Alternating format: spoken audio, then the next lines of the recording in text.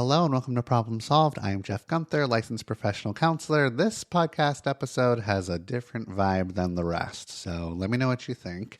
In this episode, I am joined by Arnaud Quemin, totally butchering his name, but he's going to pronounce it correctly in just a moment. He's a seasoned humanitarian leader with over 2 decades of experience. He is the regional director for the Middle East, North Africa, and Europe at Mercy Corps, overseeing a team of 1,200 staff across 7 countries. He's been at the forefront of delivering Mercy Corps' crucial work in regions affected by climate change and conflict. By the way, Mercy Corps is a NGO. Today, Arnaud shares his insights and experiences from the front lines of humanitarian aid in Gaza. We'll explore Mercy Corps' history and their vital role in Gaza, shedding light on the on-the-ground realities 8 months into the war. I also ask him about using the word war and conflict and genocide. We'll discuss the significant challenges in delivering aid and the impact of trending initiatives online like All Eyes on Rafah and Operation Olive Branch. He provides a seasoned perspective on these movements and whether grassroots fundraisers are truly making a difference. We will also dive into how Mercy Corps collaborates with local organizations to ensure aid effectively reaches those in need. Our conversations will touch on the psychosocial support provided to families and individuals, addressing the mental and emotional toll of the conflict, which you can imagine I'm very interested in. Also, we'll hear about the safety and well-being of Mercy Corps staff working in such volatile conditions and the extensive training and support they receive to cope with the challenges. For those of you that are looking to make a meaningful impact, Arnaud also offers guidance on choosing the right organization to support and the most urgent needs that Mercy Corps is uniquely positioned to address. Finally, we'll try to tackle the big question, which is what is the path to peace, and is lasting peace possible in Gaza, and what role does Mercy Corps play in paving that path? So yeah, kind of heavy. And I think it's really interesting, and I think you'll get a lot out of this episode. All right, here we go. Welcome to the podcast, Arnaud. How do you say your name? So my name is Arnaud Quemin. Okay. French name, so it's really not international. Yeah. Can you introduce yourself to the podcast and tell us what you do? Sure. So I'm the regional director for Mercy Corps in the Middle East, North Africa, and Europe. Mm-hmm. So I cover about 7 countries, from Ukraine all the way to Yemen, and of course, Palestine. Okay. Yeah. How long have you been working there? I've been in the Middle East since 2015, and I started with Mercy Corps in 2016. Okay. So all the time I spent with Mercy Corps was in the Middle East. Yeah. How did you get into the work? In this broader field? Yes. Well, it's a long story, but I was studying history, and one day I started practicing fencing, and I met someone who was coming back from the Middle East, where he had worked for ICRC, the International Red Cross, and what he described was very connected to the subject I was studying as part of history, and I felt like that was a fascinating way to connect the methodology you learn with history to approach very complex human situations, but to turn them into action. And so initially I was actually planning to do more analysis than field work. And then I did a master's where a lot of people were coming back from the field and convinced me that I needed to see it first before doing a PhD, but that I never came back. Wow. So it sounds like it was really impactful when you went over there. It's really it's a whole package. Like working in this field is a mix of there's a professional side, and it gives purpose. I always had a hard time understanding how I would find motivation to commit a whole professional life to a career. And I think this, even though there are ups and downs, but this makes sense. But also there is a way of life where you're constantly moving out of the places to discover very different ways of living and approaching the world. So that's the part I find infinitely fascinating. Yeah, I would imagine. What kind of what is the history of Mercy Corps in Gaza? So I don't know all the details because Sure. it started way before me. I think it started in the late 80s. Gaza, being Gaza, it has been a complicated place for a very long time, and for the people living there. So we had many cycles of programs. The programs I know the best are, of course, the one I took over. And just before October last year, we had basically two big categories of programs there. You had the humanitarian response, very different kind of humanitarian response, like a very mature, well-established way of supporting very vulnerable people in the context of Gaza pre-war, basically. So we were doing cash distribution and helping people to reestablish their livelihoods, support to agriculture and things like that. And we had a very different other branch, which was called and still is called Gaza Sky Gigs, which is a bet we made to invest in the tech ecosystem in Gaza. Initially, it was the confluence of different things. We had some, like in Mexico, is very connected to the tech world, and so we had some young, very bright people coming from that side in the Middle East at that point. And on the other hand, we had Gaza, where people had very hard time getting out, and with a very limited amount of jobs inside. And we realized that with the new technology, we could connect young, very well-educated people, very savvy, with gigs online. So we started creating trainings to become freelancers, for them to understand how to connect with the platforms that now exist everywhere to find jobs that they could do, largely in the region, using their Arabic skills, but also sometimes all the way to Australia or America. Wow. And we were training them also on coding, and ended up we ended up having also a startup incubator, because out of all these trainings, you had like very entrepreneurial and brilliant young men or women who were suddenly saying, "Oh, I'm going to create a business," and so this was very.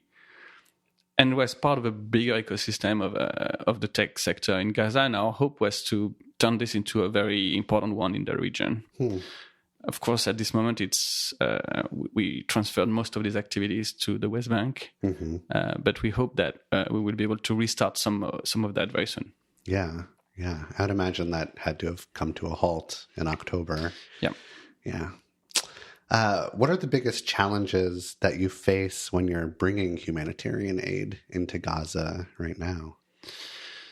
Well, this is the defining question of this crisis. I've been in many humanitarian crises over the past 20 years, and I never saw the same conjunction of needs. Like we talk about very rare level of needs on one hand, staggering, and on the other hand, such a level of complexity to be able even to bring stuff in. We spent the first 5-6 months of the crisis finding ways to send things through Egypt for the most part, and this is a multi-pronged process. We had different ways to do that. I'm not going to go into the details, but just to say there were like maybe 6 or 7 corridors that we were exploring, and we had reached a point where we had a steady stream of trucks bringing in hygiene kits, food kits, shelter kits, and even that was far from being enough, but it was starting to look like something robust and functioning. And it was all going through the Egyptian border with the prerequisite screening from the Israeli side, but eventually it was going through that. And behind on the Gaza side, we had starting to be part of this platform with the logistical warehouses and trucks trying to bring things to the sites where we were distributing goods, etc. Mm-hmm. It was all based in Rafah. So when we started hearing that there was a possibility of an offensive there, we started to really alert everybody that this would be a major, not even disruption. It was going to be a reset of the whole humanitarian response. Mm-hmm. And unfortunately, that's what happened. Mm-hmm. So at this point, the supply lines are extremely limited. Mm-hmm. Now, I read this morning that the Philadelphia corridor, that is basically the border between Gaza and Egypt, has been entirely retaken by Israel. So it means that it's unlikely to reopen. The corridor through Egypt is unlikely to reopen soon. I know there were negotiations to start opening a crossing point, but I'm not entirely hopeful on that, mm-hmm. which leaves us with access from Israel itself. And it has been very limited so far. Yeah. So there was like a pier that was built in order to send humanitarian aid, but that pier was then destroyed or something, and now it's trying to be rebuilt, but it's not going to be rebuilt for a while. It's been a statement this morning that it was operational again. Okay. But so the reason why this access is so difficult is political, right? It's not logistical. It's not particularly complicated to send things in on a purely technical point. So the reason why it's so difficult is because of the lack of trust from the parties to the conflict to the humanitarian actors. And that's a much broader point around what is the status of humanitarian aid in modern conflicts. We see that in Ukraine as well. Mm-hmm. There is one side we can easily work, and there is another side where it's almost impossible. We already saw that in Syria in the past, and it becomes a heavy trend. My point is, in Gaza, the humanitarian needs remain. Even if you don't believe in the humanitarian imperative and humanitarian system, you still have millions of people who are in such a dire situation that you cannot ignore them. Right. So we had different stages in this crisis. The first one was to say, well, the humanitarian needs are not that high. And then the second one was, once it became very clear that they were, was to say, well, it's actually part of a war strategy, so we don't want to fit into that. And then once it was becoming clear that even that was not cutting it, the point that was made was like, okay, we can. It was not said explicitly, but there were multiple attempts to create an ad hoc humanitarian system that would be under control from the parties to the conflict. Mm-hmm. And it's not something you can improvise, right? Humanitarian actors are professional organizations that have been working over decades and learning how to do things responsibly and efficiently. So what happened, unfortunately, where, for instance, in February, there were these distributions that were organized in a parallel system that led to stampedes and a lot of people being killed in that process. Mm-hmm. There were the airdrops, which is that's the level 0 of humanitarian aid, basically, because you don't have any targeting. You can potentially harm the people who are underneath. You have no understanding of what happens to the goods. It does not necessarily go. It usually does not go to the people who need it the most. So that's a last resort. It's better than nothing, but that's something you would never encourage if you have any other option. And the pier was just the last installment of that. And it's done by militaries. Of course, they need to plug into a humanitarian system, but it's not really, it's not the kind of thing that works very well. So for us, it's really an expensive distraction from actually making the right decisions, which would be actually creating and recreating the humanitarian space that is needed at this moment. Mm-hmm. It sounds incredibly frustrating that you can't do what you need and want to do, and because of that, people are suffering and dying. That's really heavy. Yeah, it is, and it's particularly frustrating because of the nature of the way we relate to this kind of situation. Mm-hmm. If you on one hand, if you are dealing with it every day, you eventually burn out, and you become unable to continue supporting it. Right.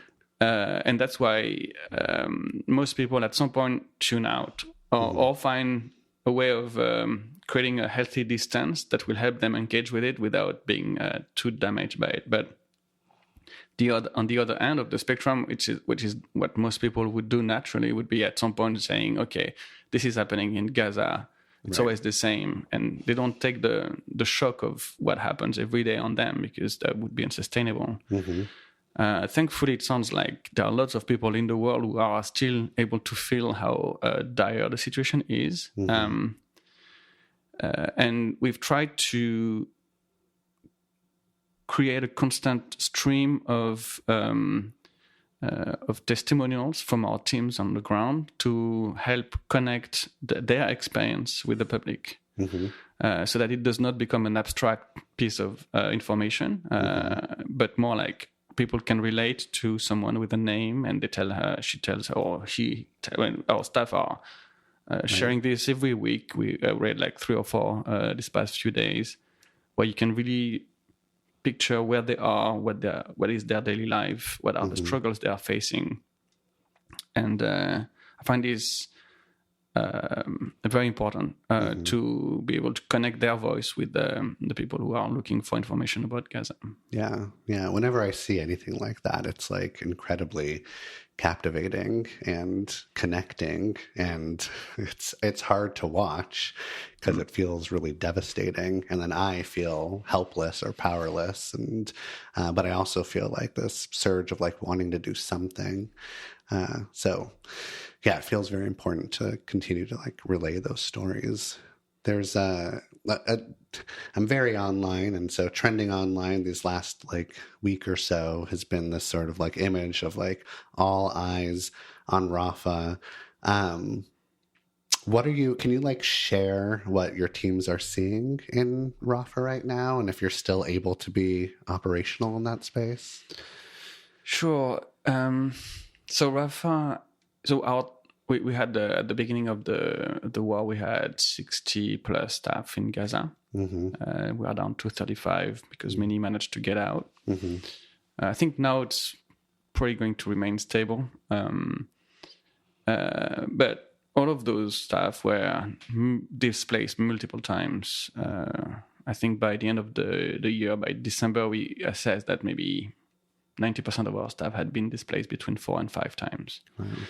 And it's huge. Like when you're displaced, it's not just you go in a car and you leave. It's basically you leave everything you have behind, and you don't know how long you're going to be there. And we rented spaces for them to shelter and to give them some goods, etc. So most of our staff ended up in Rafah until May. I think 2/3 of them were there. We had a few in the central areas, Nuseirat and Deir el-Balah. And unfortunately, we still have 3 in the north, which is completely disconnected, or almost entirely disconnected, and which is 70% destroyed. And the northern part of Gaza is a very tough place at the moment, where we don't really have access. So beyond the aspect I was describing earlier about the reset it created on the system, it basically the first impact for us was to say, okay, we need to move our staff, and we need to tell our staff to get out of there and find new places for them to stay, which we did. The original places that were evacuated, because there were like some messages to say evacuate these zones, we emptied them, and even in areas that were near them, we were not comfortable leaving staff there because we knew things tend to spill over. So they did. We had one staff who was injured, even though he was pretty far from the areas that were supposed to be of concern, and he had some shrapnels wound him, but he's fine now. But it was a close call, I think.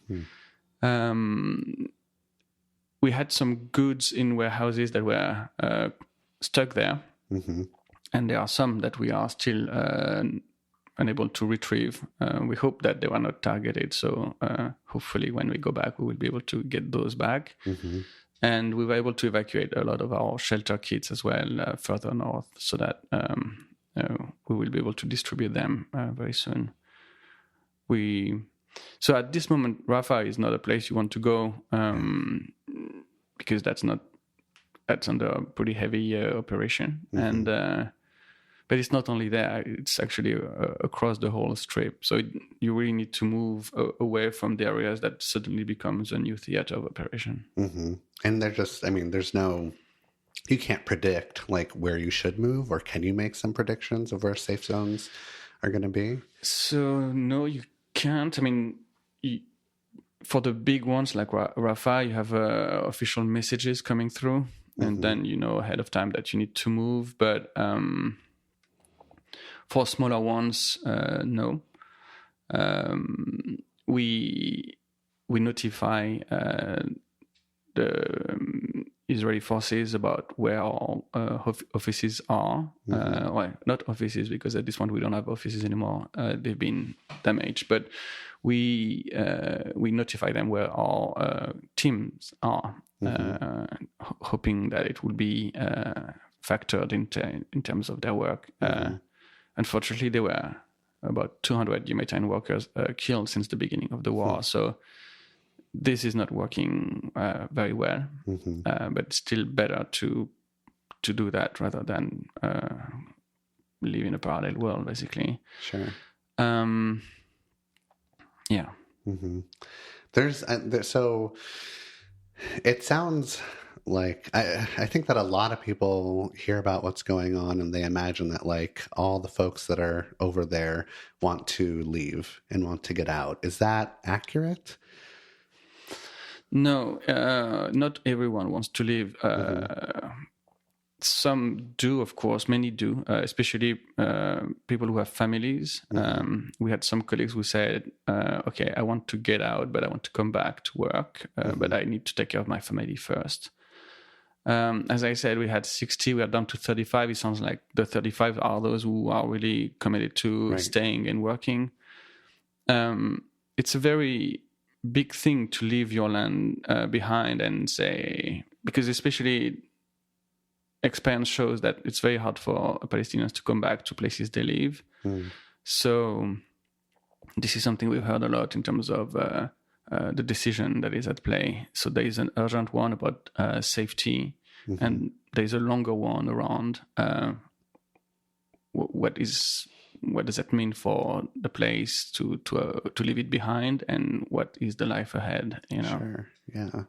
There's a lot of initiatives or like TikTok activists online that have, I think this, like what they're doing has been like, I don't know, going on for a very long time, but they sort of, it gets like restarted or renewed on TikTok these days. And there's just one of these initiatives called Operation Olive Branch. Have you heard of that, Operation Olive Branch? I'll explain what it is. I looked it up when you mentioned it earlier. Okay. I've of course heard a lot about similar initiatives. I think it's for the people who want to leave, it's very expensive and it's complicated. So right. So the initiatives like these TikTokers or people online, like sort of quote unquote adopt a family in Gaza, and then they have these GoFundMe pages, right, to like raise money for them so they can give them the money and then those families can leave. That's what, but it's not run by, Mercy Corps or other NGOs. Like, so it's just sort of these random people, these families are on a Google spreadsheet, you're just sort of, so it feels a little risky. Like you don't exactly know where the money is going, but if there is money going to these families and they are able to get out, it feels like incredibly important. There's also initiatives to just like send SIM cards over. What do you think of those initiatives? Are they working? Can you tell me anything else about them? So the SIM cards is something we've coordinated with at the early stages of the conflict, because we were losing access to internet and to our team. Those were very stressful moments. So we realized that you could catch some of the Egyptian network near the border. So we try to have like eSIM sent to our staff. And anything that can help communication is very important. We also plan to open a workspace for people to be able to go back online. This tech community we are talking about, most of them have, in all their displacement, have got their computers and gears with them, and they are pretty eager to do it and to find jobs again, because that's the main priority now. It's to find ways to survive, and that starts with money. I have obviously no judgment about other initiatives. It's such a complicated situation. It's good that there are many different ways to support. We are really not in the logic of helping people leave. That's not our mandate. Our mandate is really to work with Gaza for the long run. So we expect to be there after the end of the conflict and to help rebuilding it and hopefully turn this back into a prosperous and peaceful place. So, and there's also the systems we are using are to work at scale. We've helped about 150,000 people so far. In spite of all these challenges, we hope to, there's still about 2.2 million people in Gaza. Right. I guess we will probably one way or another support a big chunk of that number at some point if we continue the work we're doing. So it's a different mindset than helping people leave. Also in terms of timeline, I think if people leave Gaza, after that you have a whole life. When you talk about adopting a family, first it sounds a bit condescending, but right. I guess it's pretty a prime of terminology. But the point is, where does your responsibility stop, right? So enabling people to make decisions on their own life, I think, is always the way to go. Knowing that people understand decisions they make and the consequences that are behind that. What are the do you know why it takes so much money to give to these families so that they can actually leave, and where that money goes, how they use it to leave? Yeah, it's a smuggling business. Okay. So is it like they're paying bribes, or? I haven't worked on that directly, but I know that basically you pay people to make it happen. It's not a legal process that costs money. It's like people will say, okay, I can put you on the list to get through the border tomorrow. So it's like, it's a form of smuggling, and it's quite expensive. So sounds like it. Are like the folks that are receiving money so that they can possibly leave, are those like more, I don't know, a better way to say this, but are like those more like privileged people in the area that are able to do that? What types or is it just like across the board? Like, because I imagine they have to have internet or a phone. They have to be able to communicate with these TikTokers, across the world. Like, you have to be kind of set up technologically. Yeah, is that true? You make me talk about something I don't know very well, so I don't want to be unfair. It sounds like humanitarian aid is primarily concerned with vulnerability. So all the effort you do is about finding the people who are the most in need in a community and helping those, knowing that the others will be better off. So you constantly evaluate that. You do post-distribution monitoring, etc. It's a pretty rigorous process. When the operation you're describing is driven by something else that is maybe more emotional, and it's totally legitimate. It just follows a different logic. So it sounds like, from what you describe, it sounds like not necessarily going to address the needs of the most vulnerable ones. And in a way, the people who are very vulnerable today in Gaza, if they were to end up in Egypt without a status, without an income, and without a system to support them, might be equally vulnerable there, except for the security aspect. So, as I said, it's a bit of a responsibility to do that. Yeah, that makes sense. There's a lot of fundraisers in Gaza for people who are motivated to like take action but aren't quite sure where to channel their support. Why should they consider donating to like a larger INGO with an established presence in history in Gaza? Sure. I mean, there are many organizations, and I really see that as an ecosystem. I cannot say we need only one type of organization because that would be enough to cover all the needs. Right. We ourselves even are collaborating with very closely with local partners who contribute to the distribution and the psychosocial support we're providing. Mm-hmm. So basically, when you give to us, it's more like for the kind of impact we are delivering rather than the organization itself. Mm-hmm. And we also bring a certain degree of scale. As I said, we are well established. We had large cash distributions in place before, and we've been able to continue this. And at times we had to scale it down because the markets were very not working in Gaza. Mm-hmm. But we were able to, we have in place a call center in Ramallah where we have maybe 10 people constantly fielding calls to people in Gaza to assess their needs. Usually they pass the phone around. We send people from our team in Gaza to cross-check the information we have. Mm-hmm. And then we send them, usually it's for a household, we send a cash installment. We monitor how they use it, not how they use it, but whether they're able to cash it out. Mm-hmm. And then after we do a post-distribution visit to understand how that worked out. And this was really a way to support the people who are the worst off in that situation where everybody is very bad. Mm-hmm.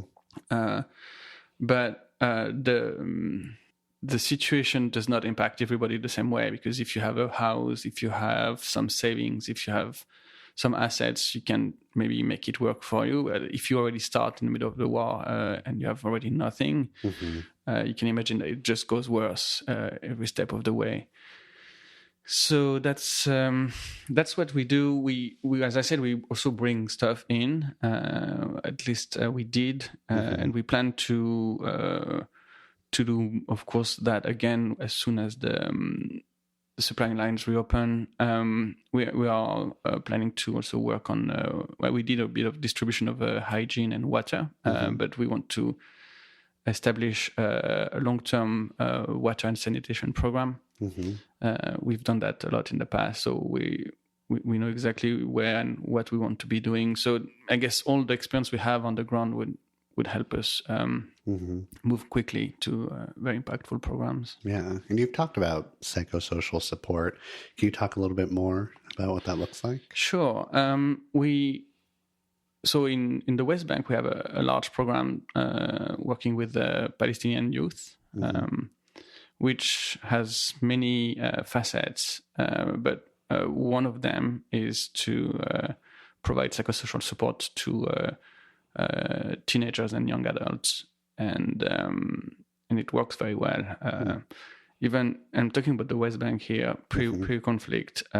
Even when we were starting this program, we in some places that are already very tense and have been for a very long time, just the youth we were interviewing as a part of the baseline study to understand the needs.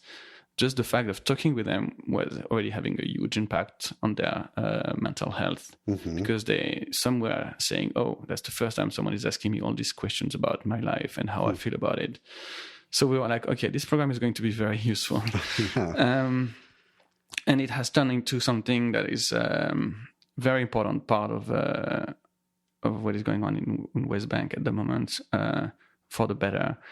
And when this started, we had plans to expand in Gaza, but when the war started, we looked at ways to do that faster, because I'm not an expert in psychosocial and mental health issues, and I'm sure you know better, but the sooner you can provide this kind of counseling and support, the better it works.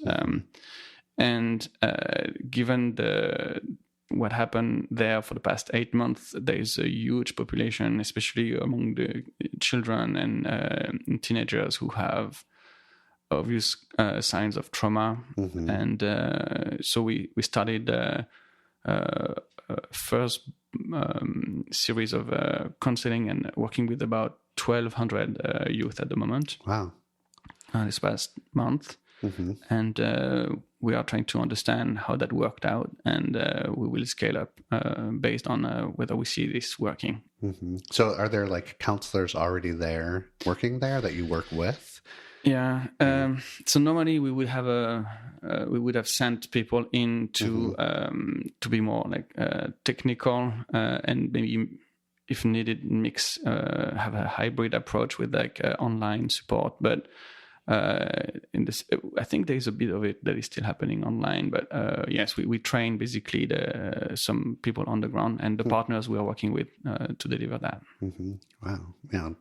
Yeah. Obviously, it's incredibly important. And yeah, the earlier you're able to talk to them and be able to like have them tell their story, process their feelings and emotions, the better, the stronger impact you'll have. But it sounds like, this incredible trauma that they're going through is going to affect them for life. So to be able to give them life skills or, mental health tools and resources that they can hold on to forever is going to be really important.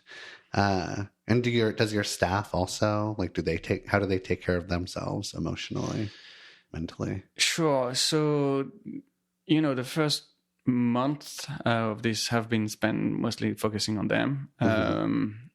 Physically, like as I said, with the accommodation, providing, helping them to access food and water in as much as it was possible. But also, we have a whole system of psychosocial support that is internal to Mercy Corps, which we beefed up for the context of Gaza and also for all the team that supports them. And also we had a lot of in Jordan, maybe half of our team is Palestinian, or because there are a lot of people in from Palestine in Jordan. So there was also a huge sense of frustration and helplessness in Amman, and we also work with those teams to try to help them deal with that situation. The other thing we do, as I said, now it sounds like it's become almost a well-established way of working, but the idea of extracting these testimonials to raise their voice was something we decided at some point when you could, in our interaction with our team in Gaza, you could feel like they were very afraid of being forgotten. And that what was going on there was not known by the world.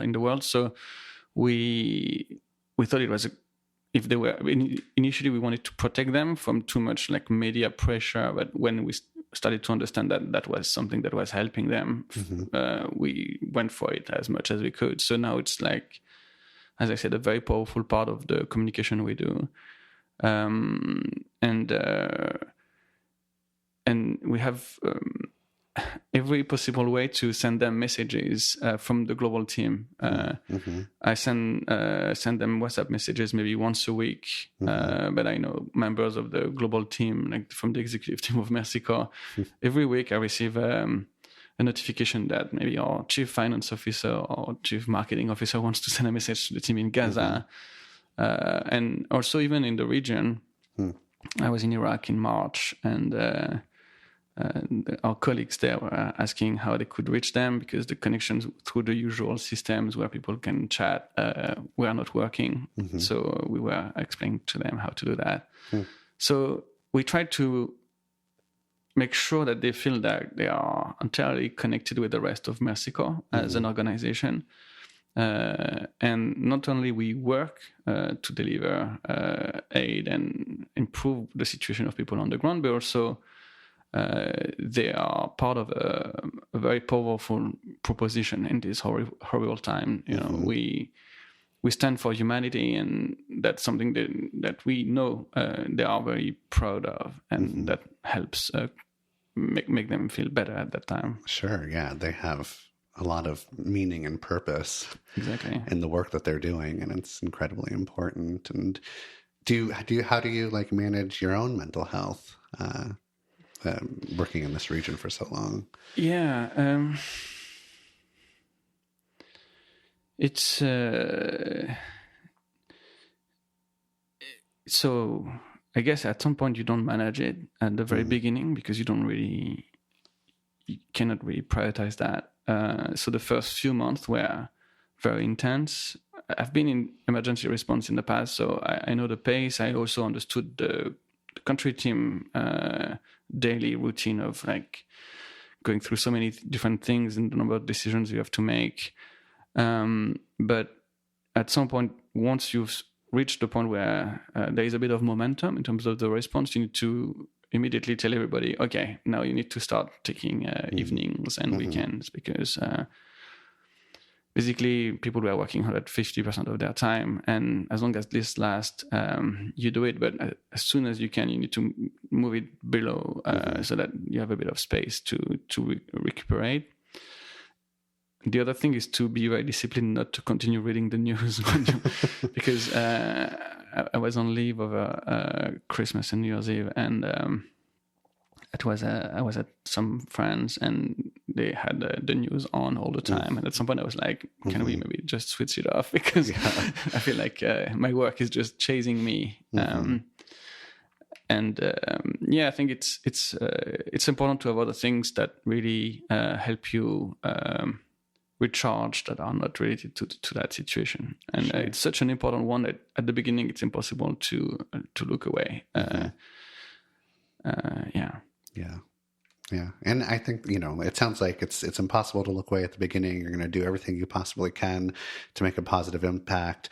And if that does affect your mental health negatively, you'll deal with it later because there's more important things that are going on. You've, we're going to wrap up in a little bit, but you've talked about like some of the language you've used. Like you've called it a war, you've called it a conflict. You haven't used the word genocide. People, especially online, get really focused on like what we call it. And also like politically, there's like, a focus on like what we actually call it. Is that like talked about in like with people that you work with? Do you think about that? Or is it just like you're there to do humanitarian work? You're not going to get too hung up on using these words that people want you to use or how to describe it? So of course we talk about it, but yes, to your point, we are an operational organization, so we try to put all our effort into maintaining access and capacity to help people. That requires a lot of discipline because we could. We do a lot of policy and advocacy publicly, but at the same time, we are not equipped to enter debates around legal aspects. Sure. What we can talk about is how dire the humanitarian situation is. And I think by contributing to making that very clear and documented, we contribute to that discussion in a way that where we are professionally really capable. Anything beyond that would be a personal thing, which I think we all have personal opinions, but we don't connect it with the entity we are working with. Yeah, that makes sense. Do you know? What do you think is the path to peace? Do you think about that, or is that just sort of like we're looking for? Yeah. I think it's there are a lot of debates around responsibilities in this situation. I guess at some point the question should move on to how do we achieve peace nonetheless. Because if you do not, then there is no it continues to become. I mean, the situation we are dealing with will not stop by itself. Right. So it requires a mix of courage and wisdom at the highest level to be able to move to that priority. The path. There are many paths. Some very short, some extremely long, and I cannot consider those last one. My hope is that there is some form of breakthrough that will help us move in a different world. Hopefully soon, for us and for the people who are there. Well, I feel like you're doing incredibly important work. I'm really happy that you're able to stop by and talk to me about it. Yeah. If there's, do you have any last words to say? If anybody wants more information, sure. Where would you direct them to go? First of all, thanks a lot for the opportunity. That's I take any opportunity to talk about it, especially with a lot of time, which is a real. That really helps to go over the complexity of what we are dealing with, while there is no ambiguity on the fact that at the heart of this we have a lot of suffering. And yes, if people are, if what I describe in terms of the work we do resonates with people, they can of course support us. We are very transparent and accountable about the way we use the funding we receive from private donors and public ones. So happy to answer also any questions. We're very active people to provide those answers to those who have questions. Great. Thanks for being on the show. And I'll talk to you later. Thank you.